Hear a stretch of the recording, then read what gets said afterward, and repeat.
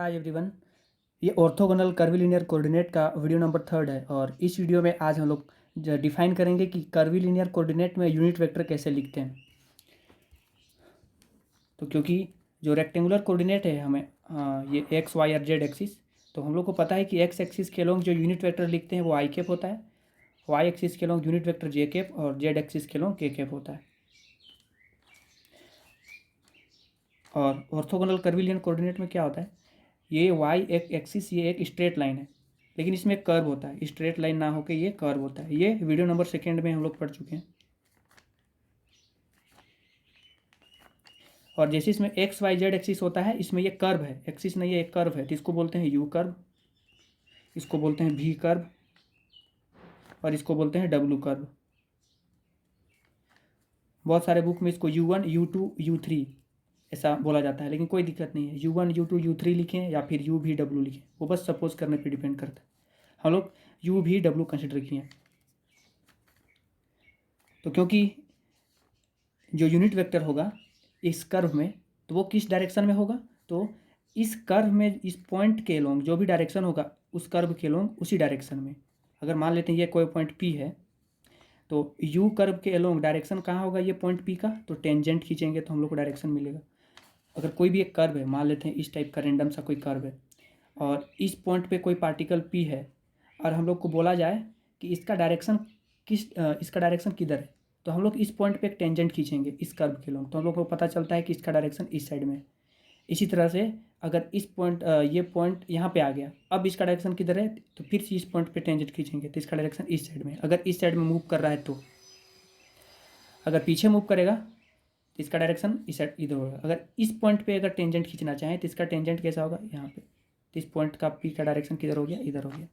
इसी तरह से अगर इस पॉइंट P में जो भी कर्व के एलोंग अगर हम लोग को कोई वेक्टर चाहिए तो वो कैसे निकलेगा, तो इस पॉइंट P में यू कर्व के लोंग एक टेंजेंट खींच के, और ये टेंजेंट कैसे निकलता है, ये निकलता है डेल आर ओवर डेल भी, क्योंकि भी कर्व के एलोंग हम लोग वेक्टर निकाल रहे हैं तो इसको पार्शियली डिफ्रेंशिएट करेंगे भी के रिस्पेक्ट में।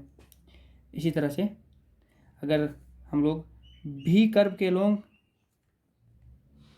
टेंजेंट वेक्टर लिखना चाहें तो इसको कैसे लिखेंगे, del r over del u. और इसी तरह से भी कर्व के एलोंग क्या होगा, del r over del W. ये सिर्फ एक वेक्टर है, यूनिट वेक्टर नहीं है, लेकिन यूनिट वेक्टर इसी वेक्टर के डायरेक्शन में होगा, टेंजेंट वेक्टर के डायरेक्शन में ही होगा, जिसको कि टेंजेंट यूनिट वेक्टर बोलेंगे। तो उस टेंजेंट यूनिट वेक्टर को मानते हैं, इसको मानते हैं टी भी, इसको मानते हैं टी यू और इसको मानते हैं टी डब्लू। ये सिर्फ एक वेक्टर है, लेकिन यूनिट वेक्टर इसी डायरेक्शन में होगा और उस यूनिट वेक्टर को हम लोग ये टी वी टी डब्लू और टी यू माने हैं। अब कोई भी वेक्टर के डायरेक्शन में यूनिट वेक्टर कैसे लिखा जाता है, जैसे अगर कोई वेक्टर ए है और ए वेक्टर के डायरेक्शन में हमें यूनिट वेक्टर चाहिए, तो वो कैसे निकालते हैं, वो निकालते हैं A vector divided by magnitude of A vector.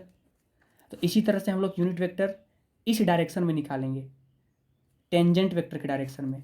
और इसी तरह हम लोग भी कर्व के लोग यूनिट वेक्टर भी इसी टेंजेंट वेक्टर के डायरेक्शन में निकालेंगे और ये टी डब्ल्यू का भी इस डायरेक्शन में निकालेंगे। तो सबसे पहले हम लोग टी यू कैलकुलेट करते हैं। तो टी यू कितना होगा, क्योंकि ये एक यूनिट वेक्टर है, किस डायरेक्शन में, इस डायरेक्शन में। तो इस डायरेक्शन में वेक्टर क्या है, del r over del u. अब इसको डिवाइड करना पड़ेगा किससे, magnitude of del r over del u से। तो इसका मैग्नीट्यूड को क्या हम लोग कंसिडर कर रहे हैं, मान लेते हैं H1 है। तो इसी तरह से हम लोग क्या लिख सकते हैं, टी भी लिख सकते हैं। ये क्या होगा, del r over del v divided by H2 del r over del v का जो मैग्नीट्यूड होगा उसको H2 कंसिडर कर रहे हैं। और इसी तरह से टी डब्ल्यू क्या होगा, ये होगा डेल आर ओवर डेल डब्ल्यू डिवाइडेड बाई H3। यहाँ पे H1 जो है वो है magnitude of del are by del u और H2 जो है वो है magnitude of del are by del v, और ये जो H3 है ये है magnitude of del r over del डब्ल्यू। तो इसी को यहाँ पे H1 H2 H3 कंसिडर किया है। अब हम लोग यहाँ पे इसका पोजीशन वेक्टर लिखते हैं। तो हम लोग को पता है कि कोई सा भी अगर कोई पॉइंट P है जिसका कोऑर्डिनेट x, y, z है कार्टेशियन कोऑर्डिनेट सिस्टम में, तो इसका जो पोजीशन वेक्टर रहता है उसको कैसे लिखते हैं? वो लिखते हैं x I cap plus Y J cap plus Z K cap. अब हम लोग क्या लिखते हैं यहाँ पे? आई जे के क्या है? यूनिट वेक्टर है। अब हम लोग आई जे के जगह में क्या यूज करेंगे? ये है आई कैप की इक्विवेलेंट, ये है जे कैप की इक्विवेलेंट, और ये है के कैप की इक्विवेलेंट। जहाँ जहाँ आई जे के रहता था वहाँ वहाँ हम लोग ये यूनिट वेक्टर यूज करेंगे जब भी कर्वीलिनियर कोऑर्डिनेट रहेगा उस टाइप में। तो अब कर्वीलिनियर कोऑर्डिनेट में हम लोग ऐसा पोजीशन वेक्टर लिखते हैं। पोजीशन वेक्टर कैसे लिखते हैं वो देखते हैं। तो क्योंकि हम लोग को सभी को पता है कि डी आर, इसको कैसे लिख सकते हैं? इसको लिख सकते हैं del are by del U into D U plus del are by del V into D V plus del are by del W into D W. इसको क्या बोलते हैं? Total differential coefficient. तो जब भी डी आर है, इसको जैसे अगर हम लोग पढ़े थे ना कि डेल फाई रहता है, डेल फाई को किस तरह से हम लोग दिखाते थे? Del are by del X into D X plus del are by del Y into D Y plus del are by del Z into D Z. ऐसा डिनोट करते थे जिसको कि बोलते थे टोटल डिफरेंशियल कोफिशिएंट। तो इसी तरह से हम लोग कर्वीलिनियर कोऑर्डिनेट में पोजीशन वेक्टर को इस तरह से लिख सकते हैं। पोजीशन वेक्टर नहीं, डी आर को ऐसा लिख सकते हैं। अब हम लोग अभी कुछ देर पहले पढ़े कि जो टी यू होता है, टी यू को कैसे लिखते थे? Del R divided by del U divided by H1 ऐसा लिखते थे। तो यहाँ में से अगर del R by del U हम लोग निकाले तो वो क्या होगा? क्रॉस मल्टीप्लाई करेंगे तो होगा TU H1, ये होगा। इसी तरह से similarly del are by del V, ये क्या होगा? TB H2। और इसी तरह से del are by del W, ये क्या होगा? TWH3, ये होगा। जैसा इसको कैलकुलेट किए इसी तरह से बाकी को भी कैलकुलेट किए। यहाँ पे देखें टीवी को क्या लिखे हैं? Del are by del V divided by H2। तो सिर्फ अगर हम इसको लिखना चाहें तो H2 को इस साइड में लाएंगे तो क्या होगा? H2 into T V. इसी तरह से del are by del W क्या होगा? H3 into T W. तो इसी को यहाँ पे लिखें। अब अगर ये डी आर जो लिखे थे इसमें इसके जगह पे रिप्लेस कर दें, ये इसके जगह पे रिप्लेस कर दें ये, और सिमिलरली ये, तो क्या होगा? तो हम लोग का डी आर निकल के आता है H1 TU DU plus H2 DV TV plus H3 DW TW। यहाँ में से जो TU है, TV है और TW क्या है? ये यूनिट वेक्टर है कर्वीलिनियर कोऑर्डिनेट में। जो आई जे के होता था रेक्टेंगुलर कोऑर्डिनेट में, इसी तरह से यहाँ पे TU TV और TW है। तो DR को हम लोग ऐसे लिख सकते हैं कर्वीलिनियर कोऑर्डिनेट में। रेक्टेंगुलर कोऑर्डिनेट में हम लोग DR को कैसा लिखते थे? यहाँ पे लिखते हैं रेक्टेंगुलर कोऑर्डिनेट में हम लोग DR को कैसे लिखते थे? हम लोग DR को लिखते थे DX आई कैप प्लस DY जे कैप प्लस DZ के कैप। तो इसी तरह से ये है, आई कैप के जगह में TU है, जे कैप के जगह में TB है और के कैप के जगह में TW है। ये ऑर्थोगोनल कर्वीलिनियर कोऑर्डिनेट के लिए और ये रेक्टेंगुलर कोऑर्डिनेट सिस्टम के लिए। तो ये था हमारा DR वेक्टर। अब हम लोग डिफाइन करते हैं आर्क लेंथ। तो आर्क लेंथ क्या होता है? इसको लिखते हैं DR dot DR। Arc length का डिफिनेशन क्या होता है कि ये जो वेक्टर निकला DR वेक्टर, ये इसका डॉट प्रोडक्ट करते हैं 2 बार, तब क्या निकलता है? DS वेक्टर, जिसको कि आर्क लेंथ बोल रहे हैं। अब DR डॉट DR करेंगे तो क्या होगा?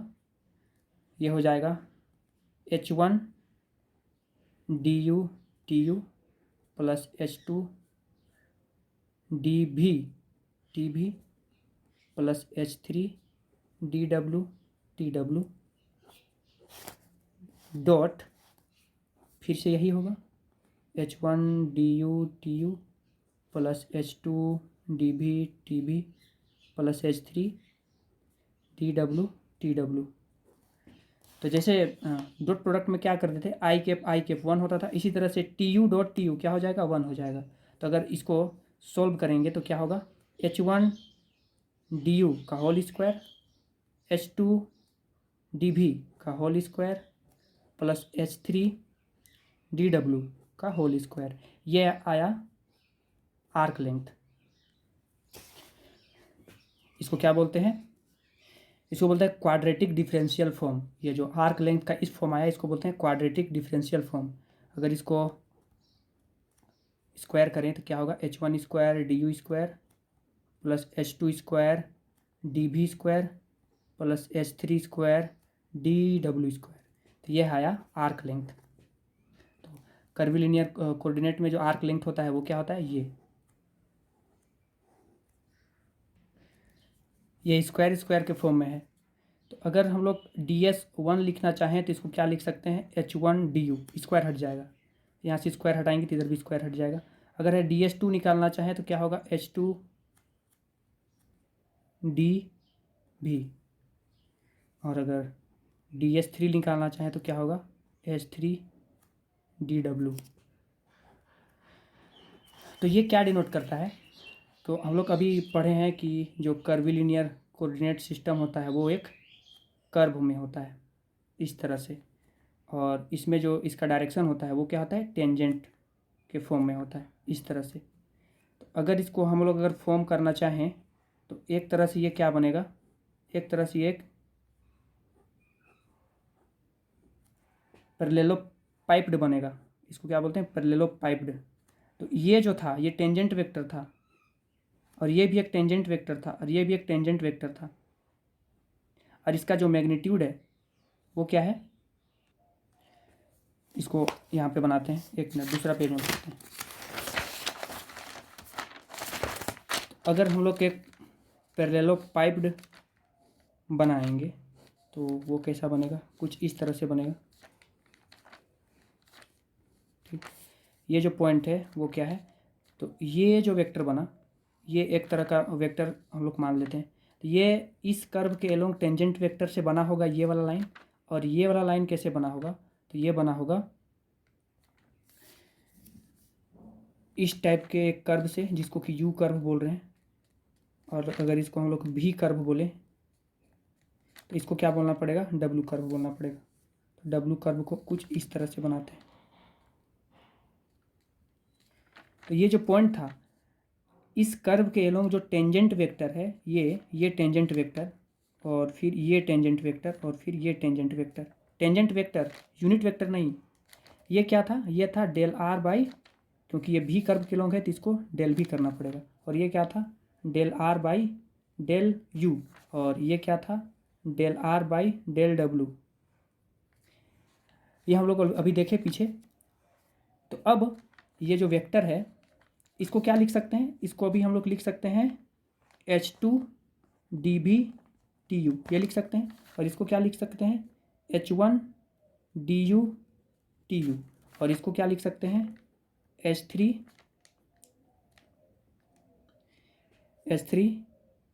TW और DW, ये लिख सकते हैं। तो ये जो वेक्टर है ये क्या डिनोट करेगा, ये जो H1 DU TU है या फिर H2 DU TU है, ये क्या रिप्रेजेंट करता है, तो ये रिप्रेजेंट करता है इसका वॉल्यूम।